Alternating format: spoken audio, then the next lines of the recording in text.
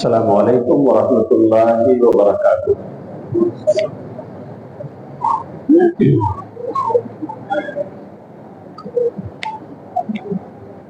جو لوگ سنتیں پڑھ چکے ہیں وہ آگے کی صفوں میں آ جائیں۔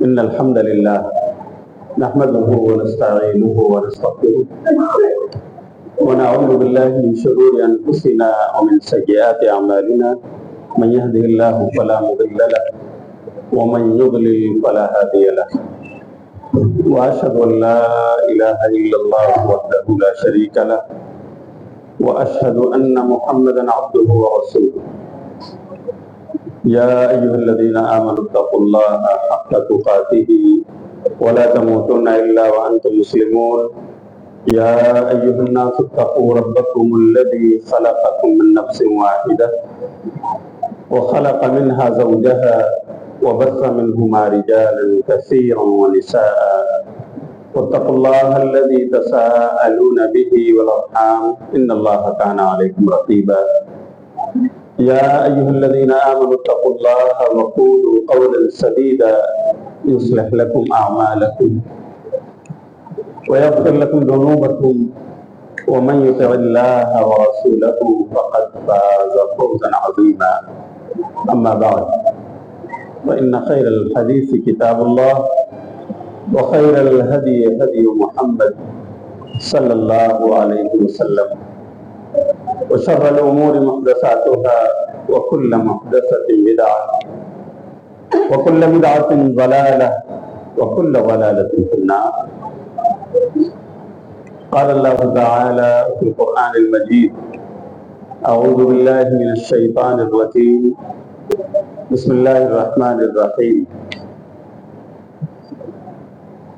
ومن يشاقق الرسول من بعد ما تبين له الهدى ويتبع غير سبيل المؤمنين نوله ما تولى ونصله جهنم وساءت مصيرا۔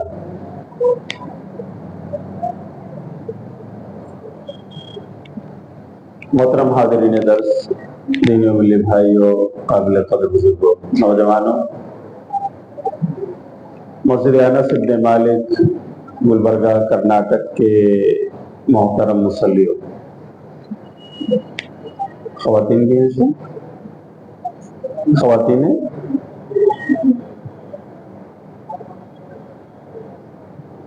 مسجد حاضہ کے تمام محترم ذمہ داروں، میں اللہ کا شکر ادا کرتا ہوں کہ اس کی توفیق سے اور جمعیت کے احباب کی کوششوں کے نتیجے میں الحمدللہ یہ مختصر سا دعوتی دورہ ترتیب پایا اور اسی کی ایک دعوتی کڑی یہ آپ کے مسجد کا پروگرام بھی ہے۔ اللہ تعالیٰ ہم سب کی بیٹھک کو ہم سب کے لیے نفع بخش بنائے۔ آج کی اس مجلس میں ہمارے خطاب کا درس کا موضوع ہے فہم سلف سے دوری کا انجام، یا دوسرے لفظوں میں منہج سلف سے دوری کا انجام۔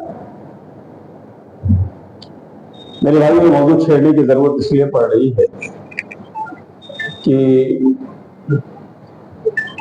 آج کے اس ترقی یافتہ دور میں خارجیت نے نئے نئے انداز میں اپنے سر اٹھانے شروع کیے، اور وہ بھی قرآن و حدیث کا نام لے کر کتاب اور سنت کے حوالے دے کر اس کی منمانی تعویلات اور تفسیرات پیش کر کے اپنے لیے گمراہی کا سامان کر دیا ہے۔ اس لیے آج کی نئی نسلوں کو یہ جاننا بہت ضروری ہے کہ ہم صراط مستقیم پر کیسے گامزن رہ سکتے ہیں، کون سا منہج ہے جسے اپنا کر ہم قرآن اور پیارے نبی صلی اللہ علیہ وسلم کے فرمان کو اسی انداز میں لے کر چل سکتے ہیں، سمجھ کر اس پر عمل کر سکتے ہیں، جیسا صحابہ اور تابعین کے، تاکہ گمراہی سے بچے رہیں۔ تو آئیے سب سے پہلے ہم جانتے ہیں کہ منہج سلف کسے کہتے ہیں، یا فہم سلف کس کا نام ہے؟ دیکھیے، فہم عربی زبان کا لفظ ہے جس کے معنی ہوتے ہیں کسی چیز کو سمجھنا، اور یہاں فہم سے مراد یہ ہے کہ اللہ کے کلام سے اللہ کی مراد کو پا جانا، سمجھ لینا، اور پیارے نبی صلی اللہ علیہ وسلم کے فرمان سے رسول اللہ صلی اللہ علیہ وسلم کی مراد کو سمجھ لینا، یہ فہم سے مراد ہے۔ اچھا، منہج تو کسے کہتے ہیں؟ منہج کے معنی ہوتے ہیں نہج ینہج منہجن، چلنا، کوئی راہ اپنانا۔ تو منہج یہ مصدر بھی ہے اور یہ ظرف بھی ہے۔ تو منہج کا ایک معنی یہ بھی ہے چلنے کا راستہ، لیکن میں جس سے آپ کو سبات میں آپ سے بات کر رہا ہوں، یہاں منہج سے مراد ان کا راستہ ہے جن کے راستے کی تعریف پیارے رسول صلی اللہ علیہ وسلم نے کی، یعنی صحابہ کرام کا راستہ، تابعین اور تبع تابعین کا راستہ، جن کے بارے میں پیارے نبی صلی اللہ علیہ وسلم نے فرمایا، صحیح مسلم کی روایت ہے، خیر الناس قرنی ثم الذین یلونہم ثم الذین یلونہم، سب سے بہترین زمانہ یا زمانے کے لوگ میرے زمانے کے لوگ ہیں، سب سے بہترین لوگ، ثم الذین یلونہم، پھر اس زمانے کے لوگ جو اس کے بعد آ رہا ہے، یعنی تابعین کا دور، ثم الذین یلونہم، اور پھر جو ان کے بعد آئے گا یعنی تبع تابعین کا دور۔ تو ان تینوں ادوار کی تعریف پیارے نبی صلی اللہ علیہ وسلم نے کی۔ صحابہ تو براہ راست نبی صلی اللہ علیہ وسلم کے ڈائریکٹ شاگرد تھے، انہوں نے قرآنی آیات کو، نبی صلی اللہ علیہ وسلم کی احادیث کو آپ کے اپنے سمجھانے کے مطابق انہوں نے سمجھا اور اسی پر عمل کیا، اللہ کو راضی کر لے گا۔ جس راہ پر وہ چلے، جو منہج انہوں نے اپنایا کہ اللہ راضی ہو گیا، اور ان کے لیے قرآن کریم میں جنت کی بشارت اسی دنیا میں اللہ نے نازل فرما دی۔ تو ظاہر سی بات ہے ان سے بہتر کسی اور کا منہج راستہ ہو سکتا ہے؟ ہمیں بھی جنت پانی ہے تو ان کے راہ پر چلنا ہے، انہی کا منہج اختیار کرنا ہے، اس سے ہم ادھر ادھر ہٹیں گے نا تو جنت کی راہ سے ہٹ جائیں گے۔ تو منہج سلف، سلف کسے کہتے ہیں؟ سلف مانے گزرے ہوئے لوگ، لیکن یہاں مراد ہے صحابہ، صحابیات، تابعین اور تبع تابعین، یہ تین جنریشن، اس کو سلف کہا گیا ہے۔ تو منہج سلف یعنی سلف نے، صحابہ، تابعین، تبع تابعین نے جس طرح سے قرآن کو سمجھا، پیارے نبی کی حدیثوں کو سمجھا اور اس کو عمل میں لائے، اور اس راہ پر چل کر وہ اللہ کو راضی کر لے گئے، یہی راہ اور یہی راستہ منہج سلف ہے۔ فہم سلف یعنی جس انداز میں صحابہ، تابعین، تبع تابعین نے قرآن کی آیات کو سمجھا ہے، اس کی تفسیر جو نبی نے ان کو سکھلائی تھی اس کو سنا ہے، اور نبی صلی اللہ علیہ وسلم کے فرمودات سے جو کچھ انہوں نے سمجھا اور عمل کیا ہے، ہم بھی اگر اسی طرح سمجھیں گے تو بس یہی فہم سلف ہے۔ انہی کے فہم، انڈرسٹینڈنگ کی روشنی میں قرآن و سنت کو سمجھنا اور اس کو عملی جامہ پہنانا، یہی ہے فہم سلف اور یہی ہے منہج سلف۔ تو میرے بھائیوں، یہ ضروری کیوں ہے اور اس سے دوری کا انجام کیا ہوگا، یہ جاننے کی ضرورت ہے۔ دیکھیے، فہم سلف یا منہج سلف کو اپنانے کی دعوت کسی عالم نے نہیں دی ہے، یہ دعوت اللہ کے قرآن نے دیا ہے، یہ دعوت عرش والے نے دی ہے۔ اب قرآن پڑھیں، سورہ نساء، سورۃ نمبر 4 آیت نمبر 115۔ ومن يشاقق الرسول من بعد ما تبين له الهدى ويتبع غير سبيل المؤمنين نوله ما تولى ونصله جہنم وساءت مصیرا۔ اللہ فرماتا ہے کہ جو کوئی رسول اللہ صلی اللہ علیہ وسلم سے جھگڑے گا، ہدایت واضح ہو جانے کے بعد، آ جانے کے بعد، کیا مطلب ہے؟ پیارے نبی صلی اللہ علیہ وسلم کا فرمان آ جانے اور آپ کی حدیث اور سنت آ جانے کے بعد کسی اور کا قول بولے گا، کسی کے اسٹیٹمنٹ پر عمل کرے گا، نبی کی حدیث کو، آپ کے فرمان کو چھوڑ دے گا، تو یہ کیا ہوا؟ رسول اللہ سے جھگڑنا ہوا۔ تو نمبر ایک، جو کوئی رسول اللہ صلی اللہ علیہ وسلم سے جھگڑے گا یعنی آپ کے فرمودات سے دور جائے گا، کسی عالم، فاضل، دائی، مبلغ کے قول اور ان کے اسٹیٹمنٹ پہ عمل کرے گا۔ نمبر دو، وَيَتَّبِعْ غَيْرَ سَبِيلِ الْمُؤْمِنِينَ، اور جو مومنوں کی راہ کو چھوڑ کر چلے گا، اس راستے کی پیروی کرے گا جو مومنوں کے راستے کے علاوہ ہے۔ تو اللہ کہہ رہا ہے نولیہ ما تولی، ہم اس کو اسی پر لگا دیں گے جس طرف وہ اس نے رخ کیا ہے، لگ گیا ہے، ونصلہ جہنم، اور پھر ہم اسے جہنم رسید کر دیں گے۔ یہ راہ اسے جہنم تک لے جائے گا، وساعت مصیرا، وہ تو بہت برا ٹھکانہ ہے۔ اس کا مطلب یہ ہوا کہ اللہ کے رسول صلی اللہ علیہ وسلم کے اقوال و اعمال کے خلاف جانا، پیارے نبی کے حدیث چھوڑ کر کسی کے قول و عمل کو لینا، جس طرح سے یہ جرم ہے، ایسے ہی مومنوں کی راہ کو چھوڑ کر کسی اور راہ پر لگ جانا، یہ بھی جرم ہے، اور ایسا جرم ہے جو جہنم کی راہ پر لگا دیتا ہے۔ تو میرے بھائی، یہاں مومنین سے مراد کون سے مومنین؟ جن کے بارے میں اللہ نے ذکر کیا، جو مومنوں کی راہ چھوڑ کر چلے گا، اس سے مراد سب سے پہلا جتھا مومنوں کا۔ تو میرے بھائیوں کون ہے؟ میں بولو، رسول اللہ صلی اللہ علیہ وسلم کی دعوت پر سب سے پہلے ایمان لانے والے لوگ کیا کہلائے جاتے ہیں؟ کیا نام ہے؟ صحابہ اور صحابیات رضی اللہ عنہ۔ تو گویا اس کی تفسیر یہ ہوئی کہ جو صحابہ کرام کی راہ کو چھوڑ کر چلے گا، ان کے منہج، راستے اور طریقے کو ترک کر دے گا، تو پھر وہ جہنم کی راہ پر لگ جائے گا۔ یعنی صحابہ کی راہ کو اپنانے، صحابہ کے منہج کو اختیار کرنے کی دعوت قرآن کی اس آیت میں سورہ نساء کی آیت نمبر 115 میں عرش والے نے ہمیں بتایا ہے کہ آپ اگر صحابہ کی راہ سے الگ ہو کر کوئی اور راہ اپنائیں گے تو پھر ظاہر سی بات ہے صحابہ جس راہ پر چلے وہ جنت کی راہ ہے، انہوں نے اللہ کو راضی کر لیا، جنت پا گئے، اسی دنیا میں بشارت مل گئی۔ اب اگر ان کی راہ چھوڑ کر کوئی اور راہ اپناتے ہیں تو وہ جنت کے علاوہ کہیں اور لے جائیں گے، اور وہ جہنم ہے۔ اللہ تعالیٰ ہم سب کو بچنے کی توفیق عطا فرمائے۔ تو میرے بھائیوں، دوسرے لفظوں میں کہہ سکتا ہوں کہ میرے بھائیوں، ہم سب کے لیے نجات کا راستہ کیا ہے؟ الکتاب والسنہ علی فہم سلف الامہ۔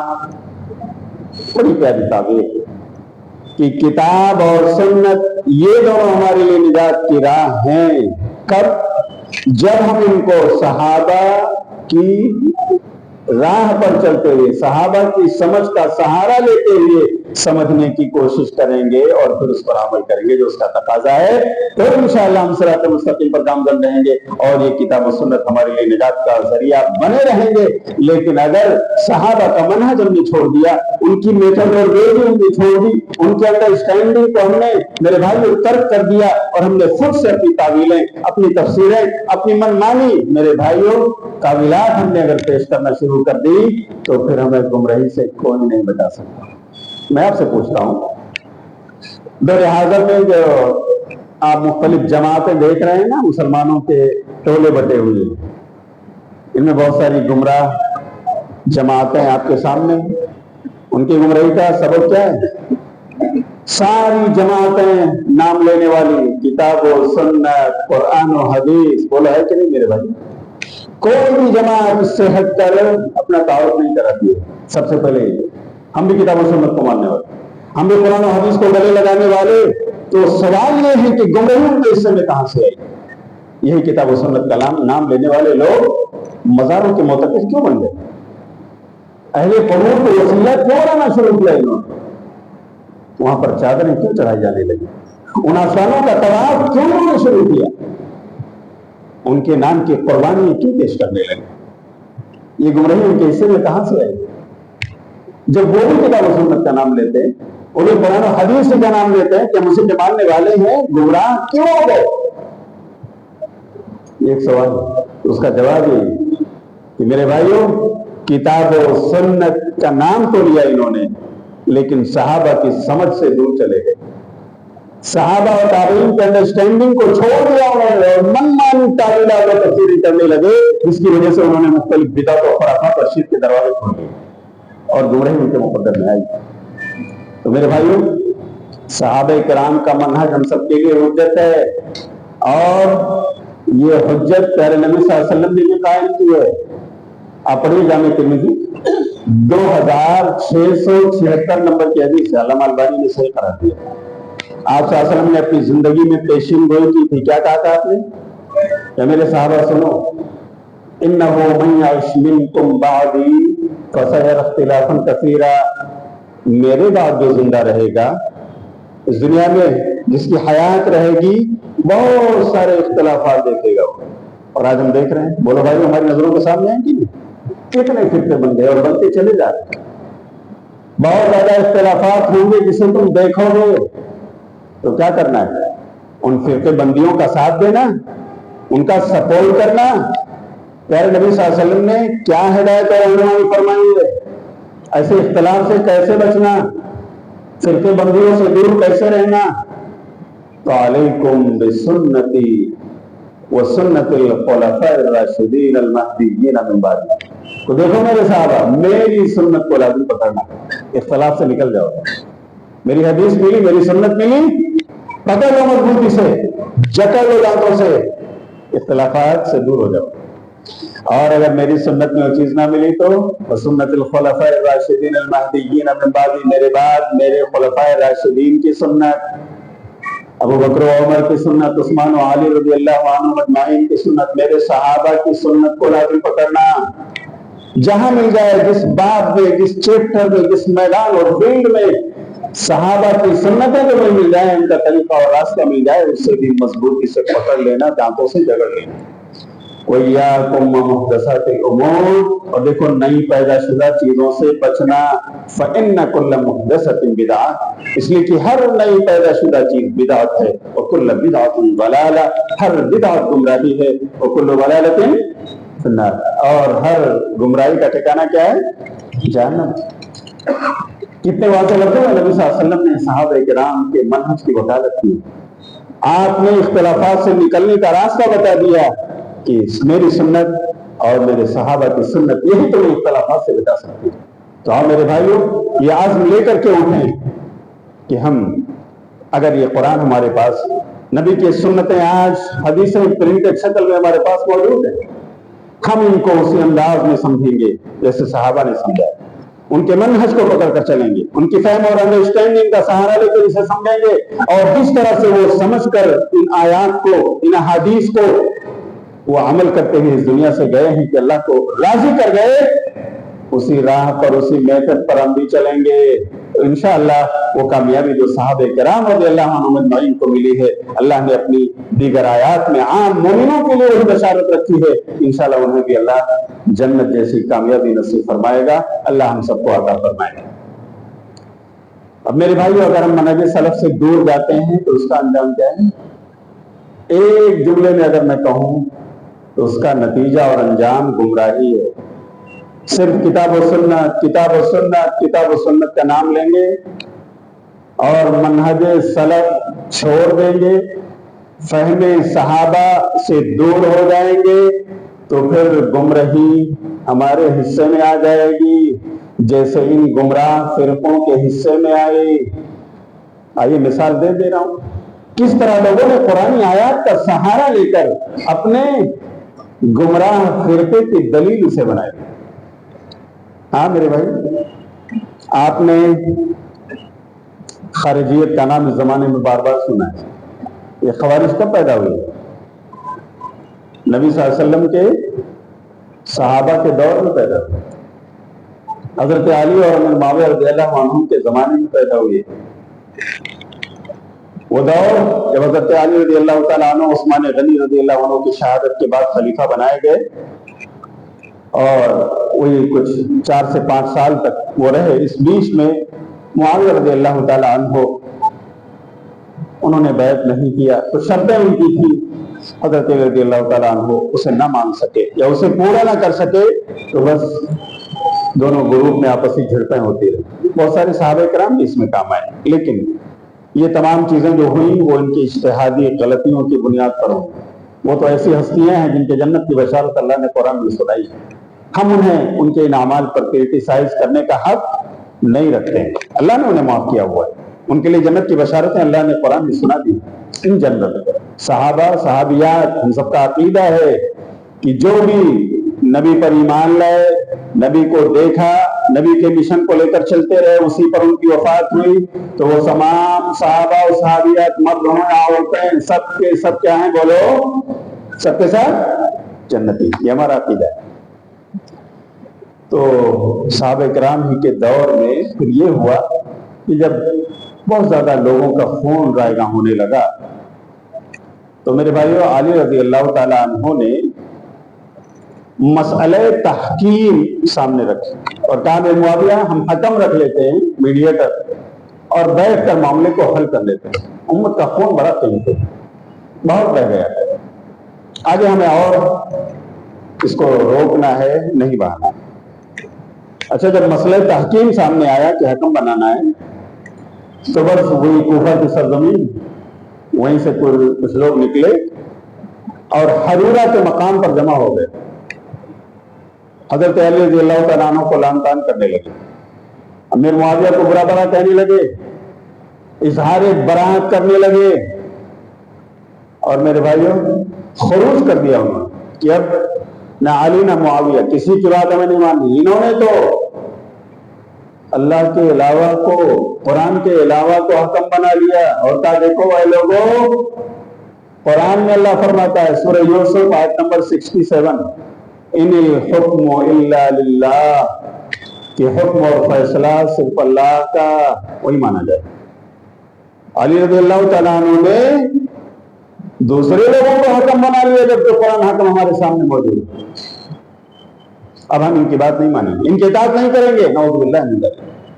خارجیت میرے بھائی اس نے یہاں سے اپنے دروازے کھولے اور وہ وجود میں آئی، خوارج پیدا ہوئے، اور 1-2 نہیں تو میرے بھائی 8000 لوگ اسی حرورہ کے مقام پر جا کر جمع ہو گئے، اور سارے لوگ علی اور معاویہ کے خلاف نعرے بلند کر رہے ہیں۔ مسند احمد 656 نمبر کی حدیث جا کر پڑھی، تفصیل وہاں پر موجود ہے۔ اچھا، جب یہ ماجرا ہوا کہ انہوں نے قرآن کی آیت کا حوالہ دیا اور کہا دیکھو ہمارے لوگوں، اللہ کہہ رہا ہے کہ حکم اور فیصلہ اللہ کا مانا جائے گا، اور یہاں علی رضی اللہ تعالیٰ نے کہہ رہے ہیں کہ فلاں فلاں حکم ہے، ان کا فیصلہ مانا جائے گا، ہم اس کو نہیں مانتے۔ ظاہر میں یہ بات کتنی میٹھی لگ رہی میرے بھائی، ہے نا؟ لیکن سن لیجئے، اس موقع پر جب علی رضی اللہ تعالیٰ عنہ کو یہ بات پہنچی، اس وقت ابن عباس رضی اللہ تعالیٰ عنہ آیا۔ حضرت ابن عباس رضی اللہ تعالیٰ عنہ نے کہا کہ اگر آپ اجازت دیں تو میں جا کر ان سے بات کر لوں، ان کے جو سرکردہ لوگ ہیں ان سے بیٹھ کر ان کے کیا اعتراضات ہیں اسے دیکھ لوں۔ علی رضی اللہ تعالیٰ عنہ نے اجازت دی۔ ابن عباس آئے اور کہا کہ لوگوں کیا بات ہے، کیا ماجرا ہے، آپ کو اعتراض کیا ہے بتاؤ تو اسے میں سننے کے لیے آیا۔ میں علی رضی اللہ تعالیٰ عنہ کی طرف سے آپ کے پاس آیا، بولے ہمیں فلاں فلاں اعتراض ہے۔ اس میں ایک اعتراض یہ ہے کہ علی نے اپنے سامنے سے امیر المومنین ہٹا کیوں دیا، امیر المومنین کیوں نہیں بول رہے وہ اپنے آپ؟ اچھا، دوسرا اعتراض کا ہے، کہا دیکھو اللہ کا قرآن کے حکم ہونے کے لیے کافی نہیں، تو پھر انہوں نے فلاں فلاں کو حکم کیوں بنایا، مسئلہ تحکیم کیوں سامنے لے کر آئے؟ ہم اسے نہیں تسلیم کرتے۔ اور بھی کچھ مسئلے انہوں نے رکھے۔ ابن عباس رضی اللہ تعالیٰ عنہ نے کہا آپ لوگ اپنی بات کہہ چکے؟ کہا آپ میں بولوں؟ کہا ٹھیک ہے۔ کہا دیکھو لیکن اس شرط پر بولوں گا کہ اگر میری بات اللہ کے قرآن اور نبی کے فرمان سے ہوگی تو آپ مانو گے؟ کہا ہاں مانیں گے۔ کہا ٹھیک ہے، پھر سنو، آپ نے بات کہہ لیا نا، اب میری سنو۔ جہاں تک معاملہ یہ ہے کہ علی رضی اللہ عنہ نے اپنے سامنے سے امیر المومنین ہٹا دیا ہے، تو دیکھو ہمارے سامنے تو پیارے رسول صلی اللہ علیہ وسلم کی حیات طیبہ موجود ہے۔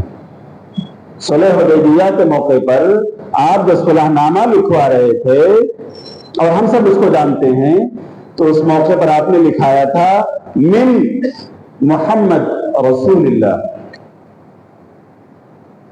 کہ یہ صلح نامہ محمد رسول اللہ اور اہل مکہ کے درمیان۔ تو اس وقت کفار مکہ نے کیا کہا تھا کہ یہ رسول اللہ آپ نے کیوں لکھوایا؟ ہم اسے نہیں مانتے، ہم اگر یہی مانتے تو صلح کیوں کرتے؟ ہم تو آپ کو تسلیم کر لیتے نا، اسے ہٹائیے۔ تو اس وقت نبی صلی اللہ علیہ وسلم نے حضرت علی سے کہا تھا علی کہاں پر ہے، ہٹا دو۔ علی رضی اللہ تعالیٰ عنہ نے کہا تھا کہ پیارے رسول میں تو کم سے کم اس کی جرات نہیں کر سکتا ہوں، آپ رسول اللہ ہیں، میں مانتا ہوں اور میں اسے مٹا بھی نہیں سکتا اپنے ہاتھ سے۔ کہا ٹھیک ہے مجھے بتا دو، میں مٹا دیتا ہوں۔ تو پیارے نبی صلی اللہ علیہ وسلم نے رسول اللہ کو اپنے ہاتھوں سے مٹایا۔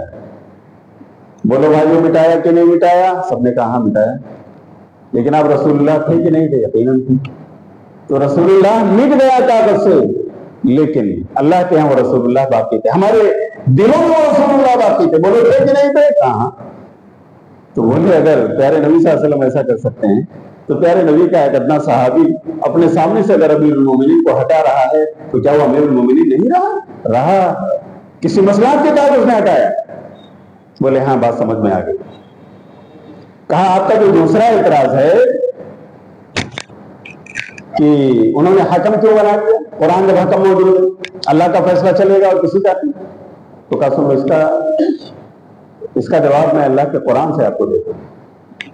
دیکھو اللہ رب العالمین نے قرآن ہی میں یہ بات نہیں فرمائی کہ جب میاں بیوی کے درمیان جھگڑا ہو جائے اور آخری مرحلے میں پہنچ جائے تو ایسا نہ ہو کہ خون خرابہ ہو، اسے بچانے کے لیے ایک میڈیٹر بیوی کی طرف سے آ جائے حکم، کوئی ولی اور سرپرست، اور دوسرا کوئی ذمہ دار اور میڈیٹر شوہر کی طرف سے بیٹھ جائے، بیٹھ کر میٹنگ کر لو، انہی دونوں حکموں کے فیصلے پر راضی ہو جاؤ، جس کی غلطی وہ تسلیم کر لے اور پھر سے اپنے مستقبل کی پلاننگ کر لو، جو بہتر ہے اسے اپنا لو۔ بولو یہاں حکم کی بات اللہ نے کہی ہے کہ نہیں؟ ہاں حکم کی بات کہی، تب بھی تو قرآن تھا۔ تو الگ سے حکم کیوں بنانے کی بات اللہ نے کہی؟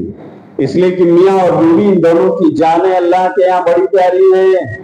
کسی بھی مومن کی جان اللہ رب العالمین کے یہاں بڑی قیمتی ہے۔ اللہ نہیں چاہتا کہ یہ ایک یا دو ان کی جانیں اس بیچ میں چلی جائے، ان کا اختلاف اتنا بڑھ جائے کہ ایک دوسرے کے خون کے پیاسے ہو جائے۔ اس لیے اللہ نے حکم بنانے کی بات کہی کہ حکم اور میڈیٹر بلاؤ، صلح ہو جائے اور اس طرح سے معاملہ حل کرو۔ تو اگر دو انسانوں کا خون، دو مومنوں کا خون اتنا پیارا ہے اللہ کی نگاہ میں، تو آج تو امت کا خون بہ رہا ہے، کیا یہ اللہ کو پیارا نہیں؟ بولو اے لوگوں، آج انہی جھڑپوں میں کتنے لوگ کام آ رہے ہیں، تو کیا امت کے خون کو، ان کی خونریزی کو روکنے کے لیے اگر علی رضی اللہ تعالیٰ عنہ نے حکم تسلیم کر لیا ہے تو کیا قرآن اس کی اجازت نہیں دیتا؟ کیا یہ قرآن کا حکم نہیں ہے؟ بولے ہاں بات سمجھ میں آ گئی۔ اسی وقت 8000 لوگوں میں سے 4000 لوگ ابن عباس رضی اللہ تعالیٰ عنہ کے ساتھ نکلے اور چلے آئے۔ بولے ہم مان لو، ہم نے تسلیم کر لیا، ہم علی کو آج بھی اپنا امیر المومنین مانتے۔ لیکن اس کے باوجود 4000 لوگ ڈٹے تھے۔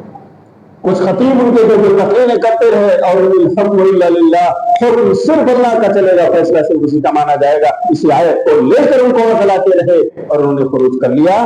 یہاں تک کہ ان 4000 لوگوں میں سے کچھ سرکردہ لوگوں نے میٹنگ کی اور کہا کہ اب اگر حکم قرآن ہے، اللہ کا حکم ہے، اور اس کے بیچ میں یہ لوگ دخل اندازی کرتے ایک دوسرے کو حکم بنا رہے ہیں، تو اب یہ ہمارے مقتدا، ہمارے رہبر، ہمارے ہادی نہیں رہے، ابھی ہمارے مومنین نہیں رہے، اب ان کا خون ہمارے لیے حلال۔ نعوذ باللہ من ذلک۔ اور میرے بھائیوں، میٹنگ کر کے انہوں نے اپنے ہی درمیان سے کچھ لوگوں کو تیار کیا کہ جاؤ تمہارا کام ہے کہ علی کا کام تمام کر دو، اور تم معاویہ کے پاس جاؤ ان کا خاتمہ کر دو، تم فلاں اور فلاں کے پاس جاؤ، ان کا خاتمہ کر دو، اس طرح سے صفحہ ہستی سے سب کو مٹا دو، اس لیے کہ انہوں نے دوسروں کو حاکم بنا دیا۔ اللہ اکبر، مجھے بتاؤ میرے بھائی، اتنی بڑی غلطی ان سے کیوں ہوئی؟ کیا وہ قرآن کا نہیں مانتے تھے؟ قرآن کا حوالہ دے رہے، وہ پڑھ رہے تھے قرآن کے سورہ یوسف کی آیت نمبر 67 اسے اللہ کا مانا جائے گا۔ اتنی بڑی غلطی کہ انہوں نے قاتلوں کو چنا اور بھیج دیا۔ علی رضی اللہ تعالیٰ عنہ کو جو قتل کرنے گیا تھا وہ کامیاب ہو گئے، مار دیا انہوں نے، شہید ہو گئے علی رضی اللہ تعالیٰ۔ معاویہ رضی اللہ تعالیٰ عنہ کے پاس جو بھیجا گیا تھا پکڑا گیا وہ، اور اسے کیفر کی داء تک معاویہ نے پہنچا دیا۔ میں آپ سے پوچھتا ہوں کہ قرآن کا نام لے کر یہ گمراہی ان کے حصے میں کیوں آئی؟ اس لیے کہ قرآن کی آیت کو انہوں نے صحابہ کے فہم سے سہارا لے کر نہیں سمجھا، صحابہ کے منہج سے دور چلے گئے، خود منمانی تعویل اور تفسیر انہوں نے کی، جس کی وجہ سے گمراہی ان کے حصے میں آئی، اور قرآن کا نام لے کر اسے کیا پتہ چلا میرے بھائی؟ ایک جتھا پورا تیار ہو، ایک گروہ میرے بھائی کے سامنے آ گیا، ایک نیا گروہ جن کو خوارج کہا جاتا ہے، خروج کرنے والے لوگ، امام اور خلیفہ کی اطاعت سے نکل جانے والے لوگ۔ آج بھی میرے بھائی امت میں ایسے جراثیم پائے جا رہے ہیں۔ ہمارے نوجوان جو اسکول اور کالج کے پروڈکٹ ہیں، جو یونیورسٹی سے ہائر ایڈوکیشن لے کر آتے ہیں، جن کے پاس اسلامک ایجوکیشن کا ڈیپنس موجود نہیں ہے، جو اس کی گہرائی اور گہرائی تک نہیں پہنچ پا رہے کیونکہ ان کا بیک گراؤنڈ مدرسہ نہیں رہا، انہوں نے اس کو اپنا اوڑھنا بچھونا نہیں بنایا۔ آج وہی نوجوان اسی طرح قرآن آیات کو لے کر اور اس کے اوپری سطح پر جا کر کے نعوذ باللہ صحابہ کے منہج سے ہٹ کر وہ علماء کرام کے خلاف فتوی دے رہے ہیں، علماء کرام کے خلاف خروج کر رہے ہیں۔ آج بہت سارے جوانوں کا جتھا آپ کو ملے گا، یہ کہتا ہے کہ ہم انڈین علماء کو نہیں مانتے، ہمارا کانٹیکٹ تو حیدرآباد سے، ہمارا کانٹیکٹ تو خلیج سے، ہم تو فلاں سے درس لیتے ہیں، انڈین علماء۔ نعوذ باللہ، آپ ان کی نظر میں کچھ نہیں، یہ خروج نہیں، یہ بغاوت نہیں ہے، یہ خارجیت کے جراثیم کیوں ہے؟ اس لیے کہ منہج سلف سے ہمارے نوجوان نہیں سمجھا، انہوں نے فہم سلف کسے کہتے ہیں، اور قرآن و حدیث کو سمجھنے کے لیے ہمیں ان کی فہم کا، ان کے انڈرسٹینڈ، ان کا سہارا لینا ہے۔ اس سے دور گئے تو گمراہی ہمارے سے گئے۔ تو یہ ایک مثال ہے۔ آپ دیکھیں کہ جنتی صحابی حضرت علی رضی اللہ عنہ، جن کو پیارے نبی صلی اللہ علیہ وسلم نے اپنی زبان سے بشارت سنائی، ابو بکر فی الجنہ، عمر فی الجنہ، عثمان فی الجنہ، علی فی الجنہ۔ ایک جنتی صحابی کو انہوں نے اللہ اکبر حلال الدم مان لیا، جن کا خون ہمارے لیے حلال اور قتل کر دیا، وہ بھی کتاب کا نام لے کر، کتاب اللہ کا سہارا لے کر۔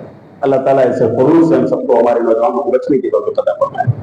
قادیانیت جو پیدا ہوئی، جس کے بارے میں مسلمانوں کے تمام جتھے کا میرے بھائیوں کا اتفاق یہ عقیدہ ہے کہ وہ دار اسلام سے خارج، بولو ہے یا نہیں؟ انہوں نے اپنا ایک نبی آخر الزماں کے بعد اپنا ایک رسول تسلیم کر لیا، اور مرزا غلام احمد قادیانی نے جب یہ دعویٰ کیا تو اس کے پیروکار بنے۔ تو میرے بھائیوں، یہ نبی کیسے نکلا جانتے ہیں؟ قرآن کی آیت کا سہارا لیا اس نے۔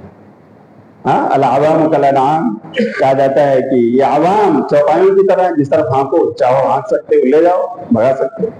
معاملہ یہی، کوئی بھی آج اٹھ جائے، آواز دے دے، تھوڑا سا بھی کوئی فائدہ نظر آیا، ایک جتھا اس کے ساتھ ہو گیا۔ بولو ہے کہ نہیں؟ آج مزاروں پر اسی لیے تو لوگ معتکف ہیں، ہاں، کیسے کیسے بابا نکل رہے ہیں اور ایک جتھا، ایک گروپ ان کے پیچھے گھوم رہا ہے۔ تو میرے بھائیوں، منہج سلف سے دور جانے کی وجہ سے قادیانیت والا گروہ پیدا ہوا۔ کیسے؟ سورہ احزاب کی آیت نمبر 40 اس نے پڑھی اور اپنے متبعین اور پیروکاروں کو سنایا۔ کہا دیکھو اللہ کہتا ہے ما کان محمد ابا احد من رجالکم ولکن رسول اللہ وخاتم النبیین۔ اللہ قرآن میں کہتا ہے کہ محمد صلی اللہ علیہ وسلم تم میں سے کسی مرد کے باپ نہیں ہیں۔ اصل میں آپ صلی اللہ علیہ وسلم کی جتنی نرینہ اولاد تھی نا، بچپن میں انتقال کر گئے، تو آپ کے جو منہ بولے بیٹے تھے حضرت زید بن حارثہ، ان کو لوگ زید بن محمد کہنے لگے تھے زمانے جاہلیت کے رواج کے مطابق۔ جس کو منہ بولا بیٹا بناؤ، اسی کا وہ بیٹا سمجھا جانے لگا، اس کو لوگ بیٹا سمجھتے تھے، اور جو بناتا تھا اس کے بعد حقیقی بات سمجھتے اور اسی کی طرف نسبت کرتے تھے۔ تو اللہ تعالیٰ نے اس کی تربیت اس آیت میں کی کہ نہیں، زید بن محمد نہیں کہہ سکتے ہو، یہ تم میں سے کسی بھی نبینا کے باپ نہیں ہے یہ زید بن حارثہ ہیں، ان کو زید بن محمد نہ کہو، غلط ہے۔ اور آگے ہے وَلَٰكِن رسول اللہ خاتم النبی، لیکن یہ تو اللہ کے رسول ہے اور آخری نبی۔ تو اس نے کہا دیکھو یہاں پر اللہ نے کہا ہے کہ یہ اللہ کے رسول ہیں، اور نبی کا جب ذکر کیا تو کہا آخری نبی۔ تو ٹھیک ہے یہ آخری نبی ہے لیکن آخری رسول نہیں ہے نا، اللہ نے آخری رسول کہاں کہا؟ اس کا مطلب یہ ہے کہ ان کے بعد بھی کوئی رسول آ سکتا ہے، تو میں انہیں میں سے جتھا سبحان اللہ، اور آگے بڑھا دیا اس کو، آپ مانے مقتدا آپ ہمارے رسول۔ اس طرح میرے بھائیوں قادیانیت کا وجود ہوا قرآن کی آیت کا سہارا لے کر، یعنی مس انٹرپریٹ کیا جب لوگوں نے منمانی تعویلیں اور تفسیریں کی، خود سے سمجھنے کی کوشش کی، صحابہ کے سمجھ کو چھوڑ دیا تو گمراہی حصے میں آئی۔ اور اس طرح سے آپ دیکھیں لندن جیسے شہر میں اور کنٹری میں بیٹھ کر کے ان کے درس ہوتے ہیں، آپ آن لائن دیکھیں، قادیانیت اور احمدی فرقہ۔ ممبئی میں ہم نے ان کی کچھ مسجدیں بھی دیکھی، ویران۔ اللہ اکبر میرے بھائیو، اتنا بڑا جرم ہے کہ ایسا انسان جو نبی آخر الزمان حضرت محمد رسول اللہ صلی اللہ علیہ وسلم کے علاوہ اب کسی کو اپنا رسول یا نبی مانتا ہے تو وہ دائرے اسلام سے بولو کیا ہے؟ خارج ہے، خارج ہے۔ اسے توبہ کر کے پھر سے کلمہ شہادت کا اقرار کرنا پڑے گا، اس لیے کہ نبی صلی اللہ علیہ وسلم نے جو عقیدہ دیا وہ کیا ہے؟ آپ نے فرمایا تھا اے میرے صحابہ سن لو، مجھے 6 چیزوں کے ذریعہ تمام انبیاء پر فضیلت دی گئی ہے۔ فضلت علی الانبیاء بالصدق، 6 چیزوں کے ذریعہ میں دیگر انبیاء پر فضیلت رکھتا ہوں۔ ان میں سے ایک چیز آپ نے کیا کہا تھا؟ وَخُتِمَ بِهِ النَّبِيُّونَ فَلَا نَبِيَّ بَعْدِي، مجھ پر نبوت و رسالت کا سلسلہ ختم کر دیا گیا، اب میرے بعد کوئی نبی اور رسول ہونے والا بولو۔ دوسری حدیث جو صحیح مسلم کے نبی صاحب نے فرمایا لو کان بعدی نبی لکان عمر، میرے بعد اگر کوئی نبی ہوتا رسول ہوتا تو عمر ہوتے، لیکن میرے اوپر نبوت کا سلسلہ بند ہو گیا ہے۔ تو صحابہ کرام نے نبی کو نبی کے فرمان سے کیا سمجھا؟ یہ بات کے بعد نہ کوئی نبی آ سکتا ہے نہ کوئی رسول۔ لیکن مرزا غلام احمد قادیانی نے اللہ اس کے ساتھ وہ معاملہ کرے جس کا وہ مستحق ہے۔ اس نے قرآن کی غلط تفسیر اپنے من سے ایجاد کی اور اسے اپنی عوام کو بتلایا، اور وہ عوام اس کے ساتھ کچھ بہت سارے لوگ گمراہ ہوئے۔ میرے بھائیو، کتاب و سنت کا نام لینے والے تمام لوگ جو گمراہ ہیں وہ بھی قرآن و حدیث کا نام لیتے ہیں۔ گمراہی حصے میں کیوں آئی؟ بولو منہج سلف سے دور چلے گئے، فہم سلف سے دور چلے گئے، صحابہ کی راہ کو چھوڑ دیا، ان کے انڈرسٹینڈنگ سے دور جا کر کے گمراہی کی وادی میں نکل پڑے۔ آج آپ دیکھ لو، اگر میں کچھ نئے نمونے آپ کے سامنے رکھنا چاہوں تو میرے بھائیو، آج ہم دیکھ رہے ہیں کہ امت کے لوگ جو ایک زمانے سے دین کے 2 خوشی کے دن، عید کے دن منایا کرتے تھے، عید الاضحیٰ اور عید الفطر، بولو ہے یا نہیں؟ کتنی عیدیں منا رہے ہیں آپ لوگ؟ بولو 2 یا اس سے زیادہ؟ 2 نا؟ اللہ اسی پر ہم سب کو باقی رکھے۔ آج امت کے ایک بڑے جتھے نے تیسری عید بنا لیا، یہ بھی جشن کا دن ہے، بولو ہے یا نہیں میرے بھائیو؟ میں آپ سے پوچھتا ہوں کہ آخر اس کا ایجاد کیسے ہوا؟ آؤ میں بتا دوں، آج جب ان کے علماء سے آپ پوچھیں گے نا کہ ارے بھائی یہ تیسری عید کہاں سے لایا ہو؟ نبی صلی اللہ علیہ وسلم کے زمانے میں، آپ کے صحابہ کے زمانے میں، تابعین کے زمانے میں یہ سب تو 2 عیدیں مناتے تھے، آج بھی ہم وہی منا رہے ہیں، تیسری کہاں سے لے کر آئے؟ جواب ہے کہ سن لو، قرآن میں اس کی دلیل موجود ہے۔ قرآن میں اس کی دلیل ہے؟ کہاں؟ ہاں بتاتا ہوں، تو چلو بتا دو۔ کہا دیکھو سورہ یونس سورت نمبر 10 اور آیت نمبر 56 اور 57 پڑھ۔ کیا ہے بھائی اس میں؟ بولے دیکھو اللہ قرآن میں کہتا ہے یا ایھا الناس قد جاءتکم موعظۃ من ربکم وشفاء لما فی الصدور وہدی ورحمۃ للمؤمنین قل بفضل اللہ وبرحمتہ فبذلک فلیفرحوا وخیر مما یجمعون۔ اے لوگو، تمہارے پاس تمہارے رب کی طرف سے ایک نصیحت والی بات آ چکی ہے۔ میں آیت کا ترجمہ کر رہا ہوں۔ جو تمہارے لیے ہدایت کا سرچشمہ ہے، جو اللہ کی طرف سے رحمت اور مہربانی ہے مومنوں کے لیے۔ کون سی بات آ چکی ہے تمہارے پاس؟ تمہارے رب کی طرف سے نصیحت والی بات آ چکی ہے۔ موعظہ، وعظ اور موعظہ نصیحت والی بات تو ہے۔ اس کے بعد والی آیت پڑھی، قل بفضل اللہ ورحمتہ، پہلے یاد کہہ دو کہ اللہ کے اس فضل اور اللہ کی اس رحمت پر فبذلک فلیفرحوا، مومنوں کو خوش ہو جانا چاہیے۔ وخیر مما یجمعون، یہ بہتر ہے اس سے جو یہ لوگ جمع کر رہے ہیں، کلیکٹ کر رہے ہیں۔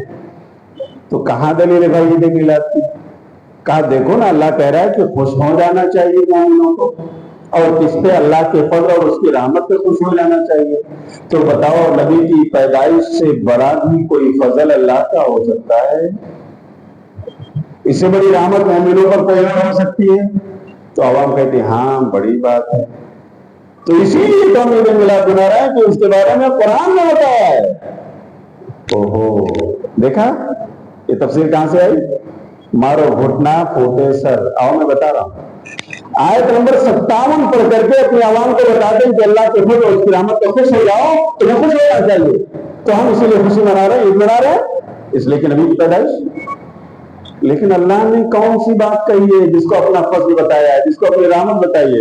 اس سے پہلے والی آیت نمبر 56 پڑھ لیجیے نا، 57 سے پہلے، اس میں اس کا جواب موجود ہے۔ اللہ نے کہا ہے یا ایھا الناس، اے لوگو، انسانوں، قد جاءتکم موعظۃ من ربکم، تمہارے پاس تمہارے رب کی طرف سے نصیحت والی بات آ گئی ہے۔ بات، نصیحت والا انسان اللہ نے نہیں کہا ہے، کیا کہا؟ نصیحت والی بات آ گئی ہے جو ہدایت کا سر چشمہ ہے، جو رحمت اور مہربانی اللہ کی طرف سے مومنوں کے لیے۔ تمہیں میرے بھائیو، اس کے بعد اللہ کہتا ہے اللہ کا یہ فضل ہے، اس کی مہربانی، اس پر مومنوں کو خوش ہو جانا چاہیے۔ تو اب مجھے بتائیے، یہ اللہ کی طرف سے نصیحت والی بات کون سی ہے جس پر خوش ہونے کی بات اللہ نے کہی ہے؟ بولو بھائیو، یہ نبی کی پیدائش ہے؟ کون سی بات ہے؟ بولو، کوئی جواب نہیں۔ ہاں، اللہ کا قرآن ہے۔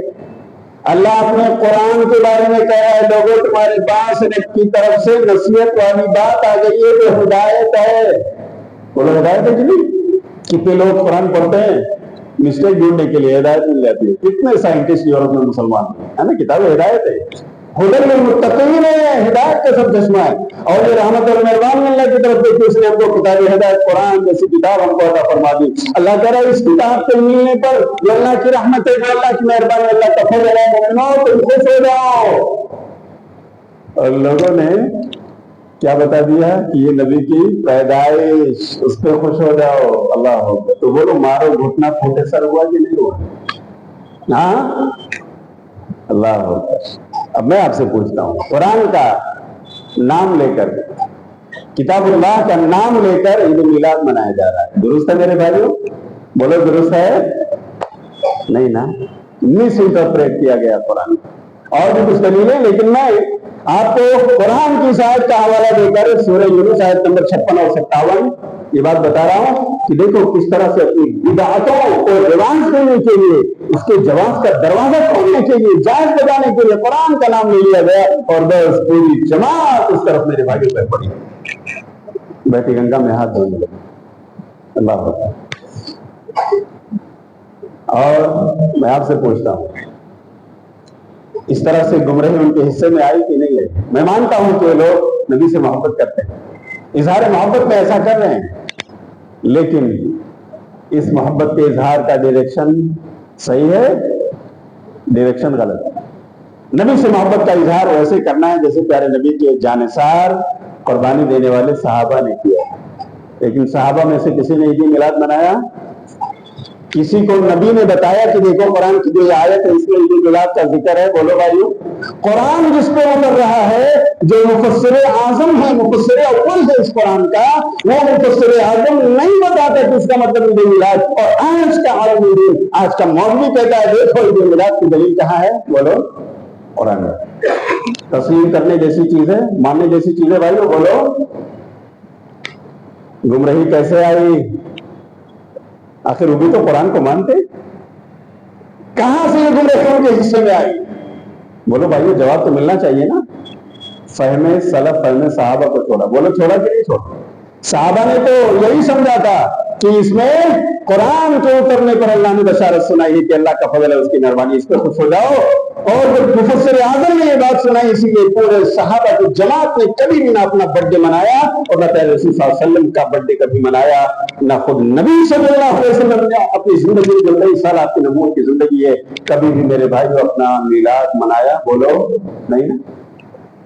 تو قرآن جس پر اترا اگر وہ اس کی تفسیر یہ نہیں کرتا، صحابہ اس کی تفسیر نہیں سمجھتے، آج کا مسلمان کہتا ہے کہ اس کی تفسیر میں عید میلاد کا ذکر ہے، تو آپ مانو گے نہیں؟ بولو گے نہیں. یہ فہم صحابہ سے ہٹ کر ہے. ہم فہم صحابہ سے دور نہیں جائیں گے، اسی کے روشنی میں قرآن کو سمجھیں گے، ورنہ گمراہی ہمارے بھی حصے میں آ گئی. اللہ کہاں ہے؟ جواب کیا ہے میرے بھائیوں؟ اللہ عرش پر. بہت سارے لوگ ہیں جو آپ کو ملیں گے اللہ ہر جگہ، اللہ از ایوری ویئر. اب سوال یہ ہے کہ یہ جواب کیوں مل رہا ہے؟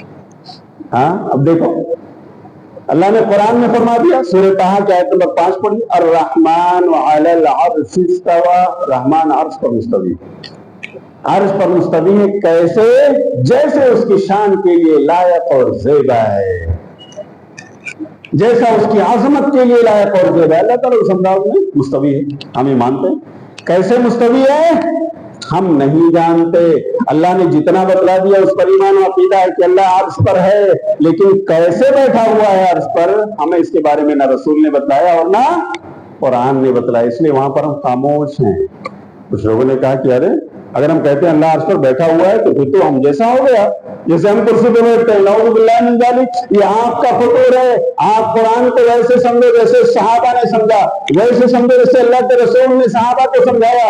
تو میرے بھائیوں، امام مالک، امام دار الہجرہ، امام المدینہ مالک رحمۃ اللہ علیہ وہی درس دے رہے ہیں مسجد نبوی میں، اور کہہ رہے ہیں الاستواء معلوم والکیف مجہول والایمان به واجب والسؤال عنه بدعہ. کیا زبردست اقتباس، کیا زبردست اسٹیٹمنٹ ہے. اللہ عرش پر مستوی ہے، اس کی تفسیر سنا رہے ہیں امام مالک رحمۃ اللہ علیہ کہ دیکھو لوگوں، استوا تو معلوم ہے، اٹ از نون. اللہ نے بتا دیا اللہ عرش پر ہے، مانتے ہیں وہ مستوی ہے. والکیف مجہول، کیسے مستوی ہے، کیسے بیٹھا ہے، وی ناٹ نو، یہ ان نون ہے. تو ہم یہیں پہ خاموش رہیں گے، اس کے بارے میں کوئی تبصرہ نہیں کریں گے. ہماری طرح بیٹھا، راجا کی طرح بیٹھا، بادشاہ کی طرح بیٹھا، ہم یہ تعویلیں نہیں کریں گے، خاموش ہو جائیں گے. اللہ بیٹھا ہے، کیسے بیٹھا ہے عرش پر ہمیں نہیں معلوم. والایمان به واجب، اور اس پر ایمان لانا واجب ہے کہ اللہ عرش پر ہے. اس سوال عنہ بدعہ، اور اس کے بارے میں کیسے ویسے کا سوال کر لینا بدعت ہے. کس نے بتایا؟ امام مالک رحمۃ اللہ علیہ.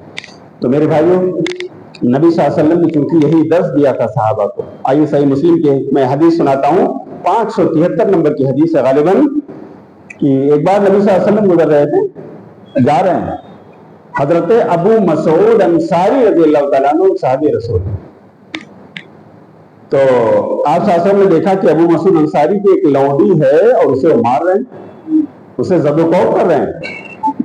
نبی صلی اللہ علیہ وسلم کا گزر ہوا، اپنے کہا ابا مسعود، اے ابو مسعود رک جاؤ رک جاؤ.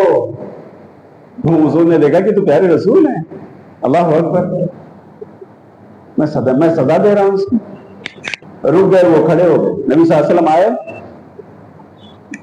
اور کہا این اللہ یا جاریہ، اے باندھی بتا اللہ کہاں ہے.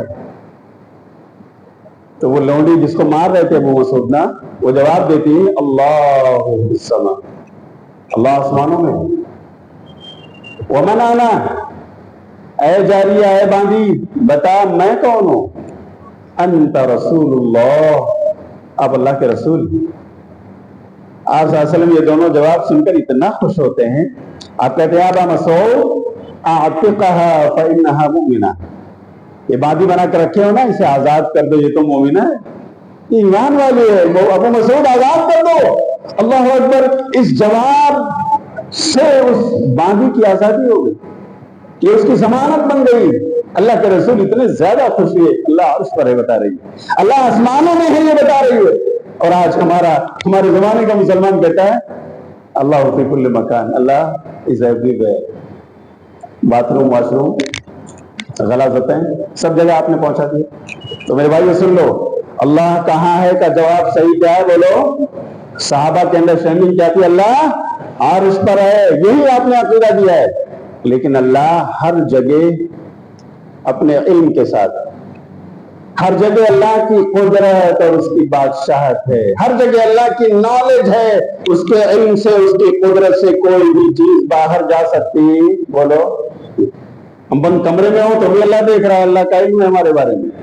چوراہے پہ کھڑے ہو کر کوئی کام کرے تو بھی اللہ دیکھ رہا ہے. رات کے اندھیرے میں کریں تو بھی اللہ واقف ہے، دن کے اجالے میں کریں تو بھی اللہ کا علم ہے ہمارے بارے میں. بولو ہے یا نہیں؟ تو اللہ ہر جگہ اپنے علم کے ساتھ ہے. اللہ کا علم ہر جگہ، اللہ کی قدرت و بادشاہت ہر جگہ ہے. لیکن اللہ کہاں ہے؟ اللہ عرش پر ہے.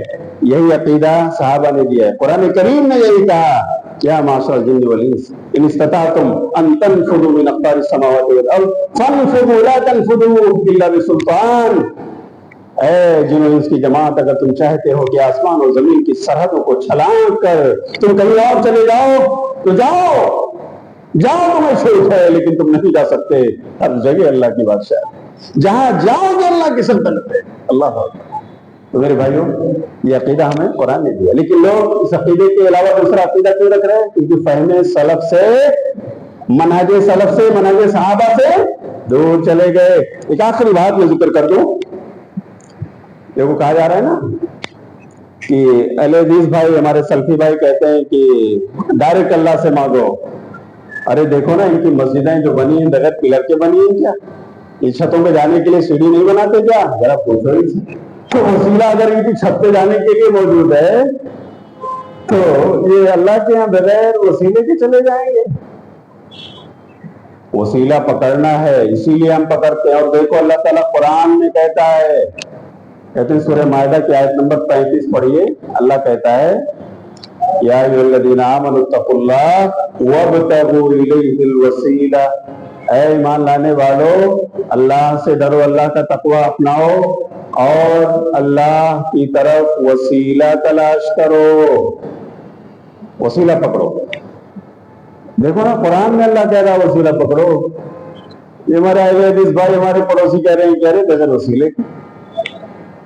تو پھر میرے بھائیوں، انہوں نے دلیل بنا لی. کہا دیکھو اسی لیے تو ہم مزاروں کو بیٹھتے ہیں، اسی لیے ہم قبر والوں کو وسیلہ بناتے ہیں. اچھا،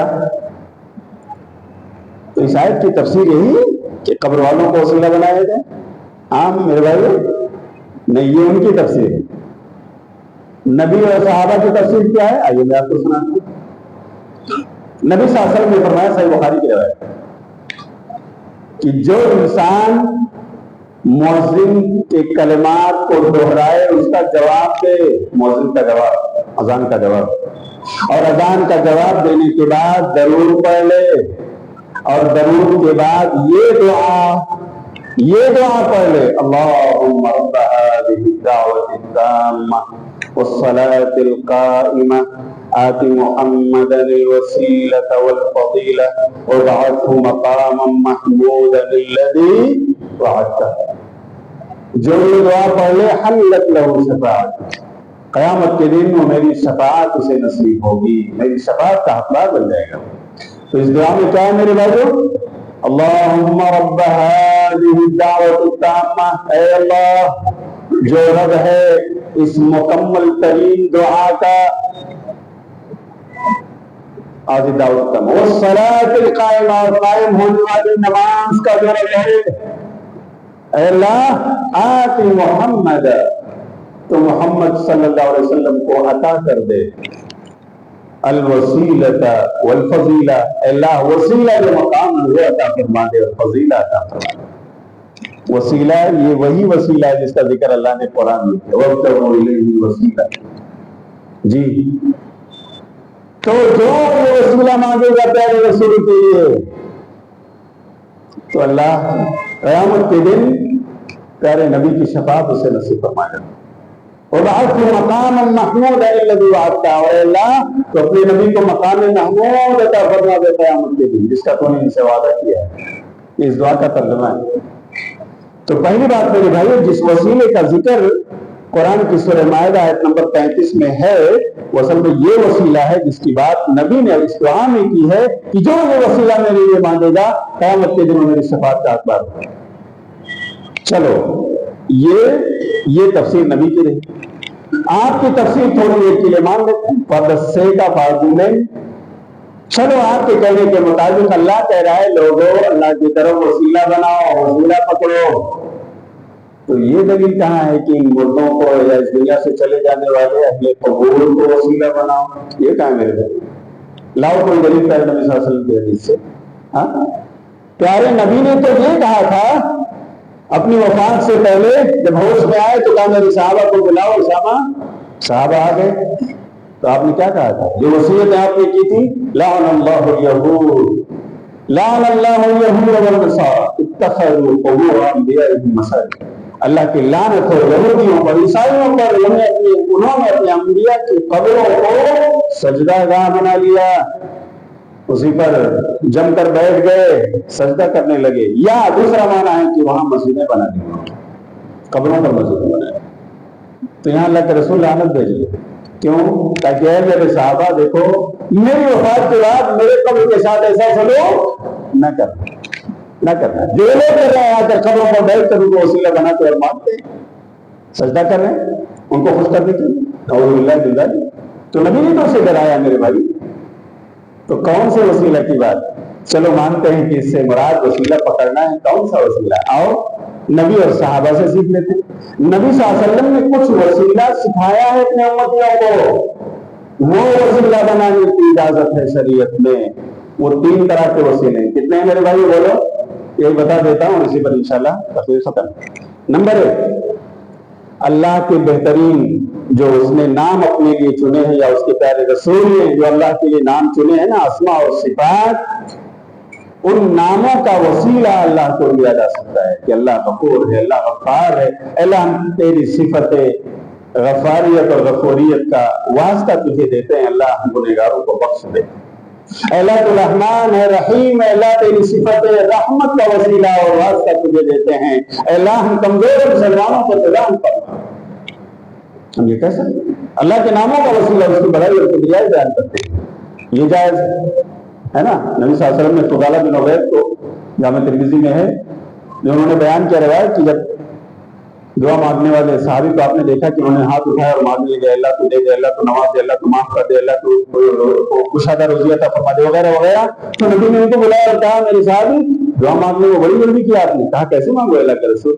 کہا اذا صلیت وقعدت فاحمد اللہ بما هو اهله وصلی علیہ ثم ادعو ما تشاء۔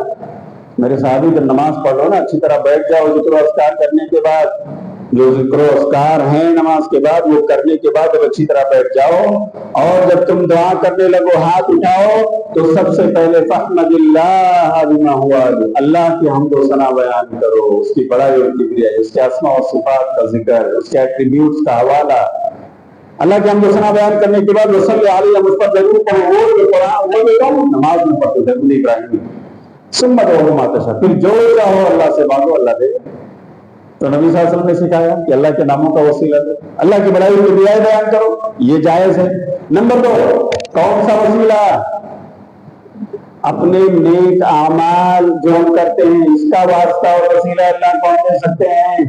اللہ ہم نے نمازیں پڑھی، رات کے تیسرے میں پہر میں بھی اللہ جب دنیا سو رہی تھی، اللہ میں تنہائی میں تجھ سے ملنا چاہتا تھا، اللہ میں اپنی درخواست اس تنہائی میں رکھ رہا ہوں، اگر یہ تیری خوشنودی کے لیے میری نماز ہے تو اللہ میری یہ مراد پوری فرما دے، میں تجھے اس کا واسطہ دیتا ہوں۔ میری امی بیمار چلی، اللہ اگر یہ نماز تیرے لیے میں پڑھ رہا ہوں تو اللہ اس کی برکت سے میری امی کو شفا نصیب فرما دے، جو مانگنا ہے مانگے، اپنے نیک اعمال کا سہارا لے کر اسے واسطہ بنا کر نماز، روزہ، حج، زکوٰۃ، ماں باپ کی خدمت، قربانی، تمام چیزیں جو آپ عمل کرتے ہیں اللہ کو اس کا واسطہ دیجیے، جائز ہے۔ کیسے دلیل؟ صحیح بخاری کی روایت پڑھیے، نبی صلی اللہ علیہ وسلم اپنے صحابہ کو بتاتے ہیں کہ ایک بار بنی اسرائیل کے 3 آدمی سفر پہ نکلے اور تیز بادل اٹھا، طوفانی ہوائیں چلی، بارش ہونے لگی، یہ تینوں دوڑتے دوڑتے پہاڑ دیکھ کر کے گئے اور پہنچے تو ایک گفا تھا، اسی میں گھس گئے، کیو میں، گفا میں گھس کر پناہ لے لیے، بارش سے بچ گئے۔ لیکن کیا ہوا؟ اللہ کی مرضی، اللہ کی شان. اسی بارش اور تیز طوفان کے بیچ اوپر سے گرتا ہوا ایک بھاری پتھر، ایک چٹان گرتے ہوئے آئی، اور جہاں گفا میں لوگ گھسے ہوئے تھے نا، اسی کے منہ پر آ کر بند ہو. یہ چٹان آ کر بالکل اتنی بھاری بھرکم کہ اس کو یہ تینوں مل کر بھی ہلا سکتے نہیں ہلا سکتے. لاک اپ میں میرے بھائی جیسے چلتی ہوئی کوئی لفٹ آپ کی کسی فلور پر رک جائے، لائٹ چلی جائے اور 10-15 منٹ آپ اسی میں رکے رہیں تو کیسی کیفیت ہوتی ہے؟ ہاں، ہاتھ والے لوگ تو بے ہوش ہو جاتے ہیں. اللہ اکبر، اللہ ہم سب کو ایسے حالات سے بچائے. تو میرے بھائیو اس طرح سے وہ بند ہو گئے.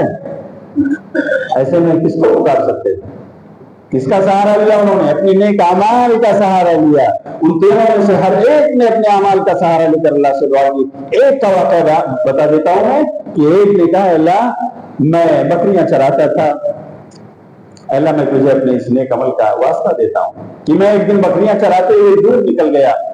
میں انہی بکریوں سے دودھ نکال کر آتا تھا تو پہلے اپنی امی ابو کو پلاتا تھا جو بوڑھے ماں باپ تھے میرے، پھر میں اپنے بیوی بچوں کو دیتا تھا، اس کے بعد اور دودھ نکال کر میں خود پیتا تھا. یہ میری روزی روٹی تھی. اللہ ایک رات میں دور چلا گیا، آتے آتے دیر ہوئی، میرے والدین انتظار کر کے سو گئے. میں آیا، میں نے دودھ نکالا پیالے میں اور دیکھا تو ماں باپ سو چکے، لیکن میں نے انہیں جگایا بھی نہیں کہ وہ ڈسٹرب ہو جائیں گے. ایک بار اٹھے تو نیند نہیں آئے گی، بڑھاپا ہے ان کا. تو اللہ میرے بچے بھوکے تھے، میری بیوی بھوکی تھی، مجھ سے وہ پیالہ مانگ رہے تھے ہمیں پلا دیجیے، لیکن اللہ میں نے کہا کہ نہیں، ہمارا حق نہیں بنتا جب تک ہمارے ماں باپ بھوکے.